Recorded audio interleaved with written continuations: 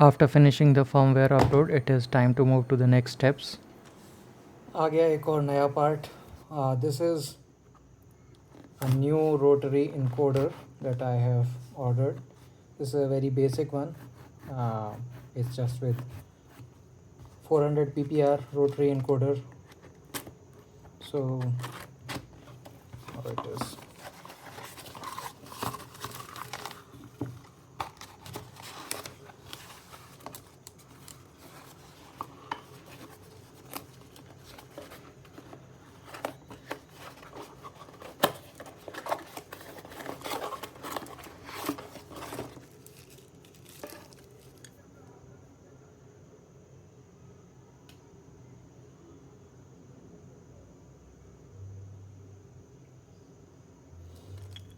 So this should have 4 wires, and yeah, I see there are 5.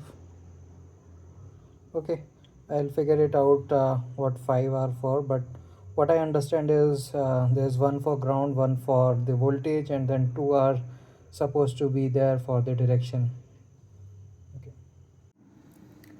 Now I have 4 wires here, uh, black, white, green, red, and I'll try to connect the corresponding colors on this encoder.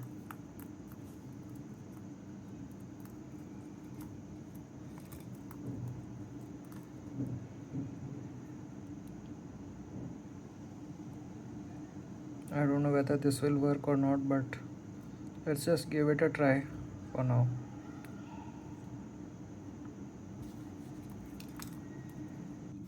ये silver, ये पता नहीं, I don't know, I'll leave it. White AB, this is for direction, and red is for VCC, which is our voltage, and it says shield ground. So what is shield or black? I'll have to figure that out. Now let's connect our rotary encoder to the STM32 Discovery board. The black one goes to the ground.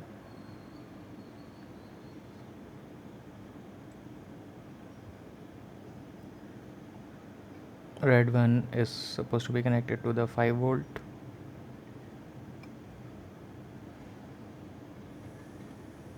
Connect green to PA1 and white to PA0.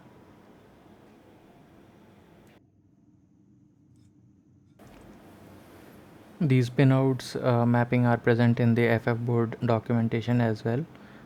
Pay attention to what is required for the discovery board.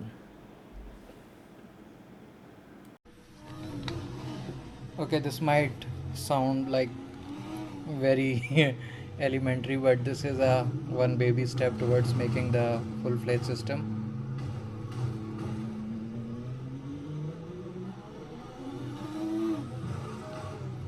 Okay, but this gives a proof that yes, it's possible. Just to test out, I attached a stick to the rotary encoder and I tried driving, as you can see in the game, just by using the encoder. This is how I validated that yes, my rotary encoder connections are working fine and everything is good. I'm on the right track and the time to order next parts. I'll be ordering motor and the motor controller and also some other shafts and all to mount the motor and controller together.